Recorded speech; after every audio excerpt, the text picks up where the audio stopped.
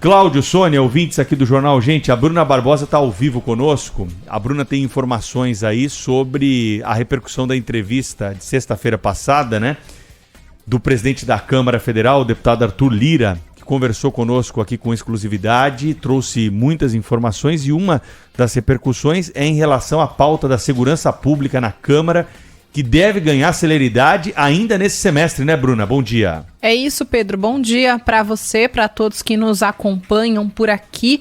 A gente está falando aqui do projeto de lei que acaba com a saidinha temporária. Segundo Arthur Lira, esse projeto deve ser votado na Câmara ainda neste semestre, ainda agora, neste próximo mês de junho. Esse PL que acaba com as saidinhas foi apresentado em fevereiro do ano passado pelo deputado Neucimar Fraga, autor do texto. E segundo Arthur Lira, o projeto é uma das maiores prioridades da área de segurança pública. Vamos relembrar o que disse o presidente da Câmara. Aqui é o Jornal Gente. Esse projeto, pelo menos esse, eu tenho certeza que já está pautado e listado na pauta da Câmara. Mas eu terei reunião essa semana com membros da bancada da segurança do Congresso Nacional, bancada temática, para que a gente possa, junto com eles, discutir uma pauta mínima e trazer para o Colégio de Líderes, reunião na casa, para decidirmos a pauta que irá à votação como simbologia de uma semana de segurança pública agora em junho.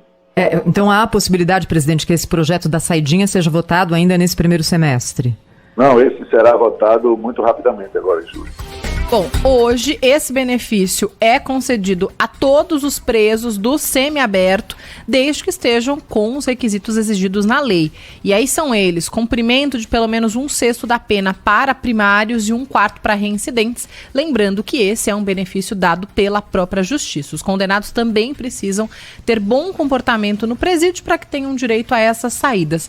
São quantas, Pedro? 5 por ano, em média. Elas não têm nenhuma relação com feriados ou com datas comemorativas, mas quase sempre são organizadas dessa maneira para facilitar o contato do preso com familiares. Os presos que cometeram crimes hediondos com morte não têm direito ao benefício desde 2020. A exceção é para quem já tinha o direito adquirido antes da alteração da lei, como a Suzane von Richthofen. Benefícios dados a casos como este frustram a população e a própria polícia, na avaliação da delegada comandante do DHPP, o Departamento Estadual de Homicídios de Proteção a São Paulo aqui do Estado, Elizabeth Sato.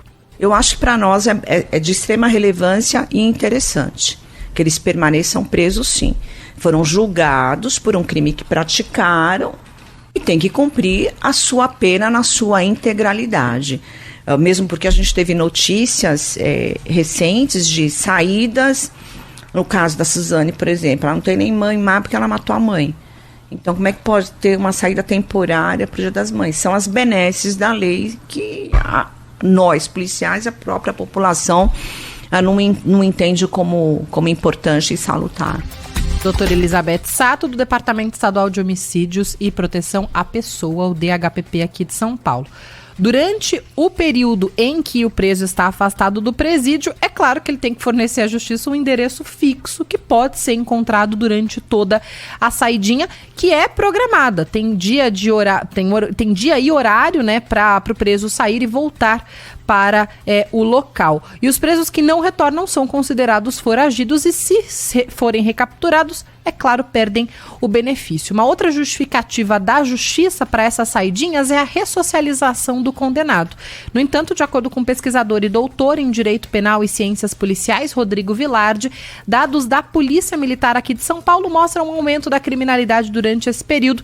Então, para ele, isso só prova que o benefício precisa ser revisto. Nós não estamos alcançando a ressocialização. E o que nós temos de pesquisa demonstrando que a saída temporária impacta durante o período e impacta na devolução de criminosos à sociedade. Então nós temos dados para demonstrar o contrário. Então, se alguém está alegando que esse benefício é extremamente importante para a socialização, que traga dados, porque nós temos dados, né, nós temos apresentado dados do prejuízo, e prejuízo na segurança pública, como eu disse, custam vidas, e com vidas a gente não pode brincar de teoria. E aí eu trago alguns dados aqui para vocês. Na última saída temporária autorizada pela Justiça aqui em São Paulo, que aconteceu entre 15 e 22 de março, 1.411 presos não retornaram ao presídio. Ao longo de 2020, ano passado inteiro, segundo a Secretaria de Administração Penitenciária, foram 4.071 presos que não retornaram da saidinha, Pedro. Obrigado, Bruna. É uma questão, né, que há muito tempo já deveria ter sido revista. A gente não sabe como que o Congresso sustentou essa pressão por tanto tempo, né? A população cobrando um rigor maior. O que está se cobrando aqui é apenas aquilo que está estipulado em lei. Que o sujeito que transgrediu a ordem e foi condenado, que ele fique na cadeia pelo tempo que foi estipulado pelo juiz. Que ele não tenha um benefício para, por exemplo, ser condenado a uma pena de 12 anos de cadeia e ficar 2 anos só preso. 1/6 da pena. Isso não é admissível em nenhum lugar do mundo. E é óbvio que ele vai voltar a delinquir, como disse aí o policial Vilardi, que já foi entrevistado aqui nesse programa e teve a oportunidade de detalhar esse levantamento. Não se trata aqui de nenhum tipo de estudo, é apenas uma análise dos números frios dos bandidos que são pegos pela polícia. 50% dos bandidos presos pela polícia, eles são reincidentes. Muitos deles saíram aí das cadeias e não voltaram nessa saída. É uma autorização para o sujeito voltar a conviver em sociedade antes de pagar o pedágio que ele tem com a sociedade pelo crime cometido.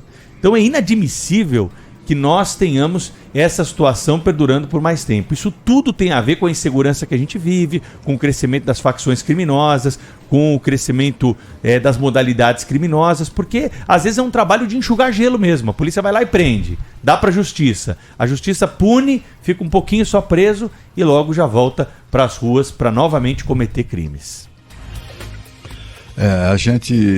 Essa coisa da saidinha aí é a expressão das mais cínicas que eu já vi da impunidade no Brasil. O Brasil tem várias formas de sofisticar a impunidade, né?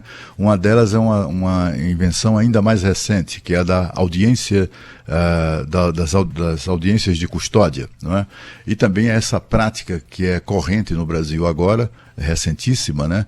De o sujeito é preso até em flagrante, mas aí assina um termo circunstanciado. O que é o termo circunstanciado? É um papel pelo qual o sujeito assina lá, pelo qual ele se compromete a comparecer em audiências na justiça ou na polícia, se for intimado a comparecer. Como se qualquer cidadão não tivesse essa obrigação de comparecer, né? Nenhum cidadão tem o direito de ignorar intimações da justiça, né? E também da polícia. Então, assim, é uma coisa cínica. Assina lá um papel e está liberado, né? A polícia deixa de cumprir a sua obrigação, que é de prender o meliante, a justiça deixa de cumprir ou adia indefinidamente o cumprimento da sua obrigação, que é de julgar e eventualmente, né, condenar o bandido, o criminoso, e segue a vida, né? A saidinha exatamente segue essa trilha, a trilha da impunidade debochada, né? Esses termos circunstanciados é um deboche, tanto quanto a saidinha.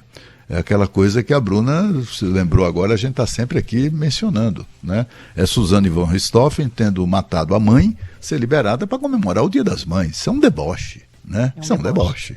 Isso não pode ser apenas olha, ela está contemplada pela lei. Não é, né? Isso aí é uma coisa debochada, é uma coisa assim, é aquela pegadinha que está lá na legislação, né? Que é para que todo mundo fique revoltado com aquilo e ninguém possa se mudar essa situação, a não ser que seja deputado federal e participe de uma votação e tal, e derrube a lei como deve acontecer agora. Mas assim, o que a gente fica muito, né, os brasileiros ficam muito submetidos a isso.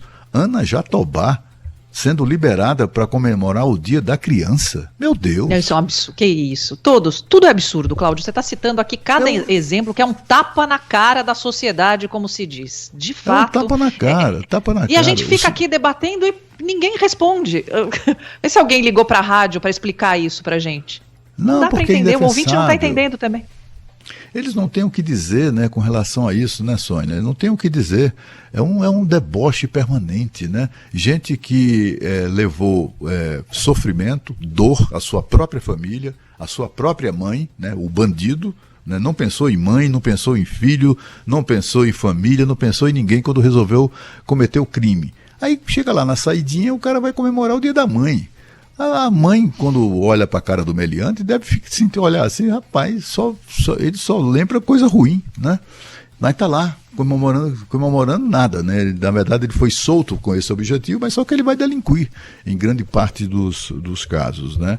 Faz muito bem a Câmara dos Deputados voltar e acabar com isso, mas o problema é que para que isso acabe de uma vez por todas, o Senado vai ter que votar também, e aí é onde a porca torce o rabo. O cenário, sobretudo, sob a presidência de Rodrigo Pacheco, tem se transformado numa espécie de cemitério de ótimos projetos que são aprovados na Câmara dos Deputados por mero ciúme, né? O Rodrigo Pacheco tem ciúme ali da atuação do presidente da Câmara. Meu Deus do céu, que país é esse, né? Que políticos nós somos obrigados a aturar.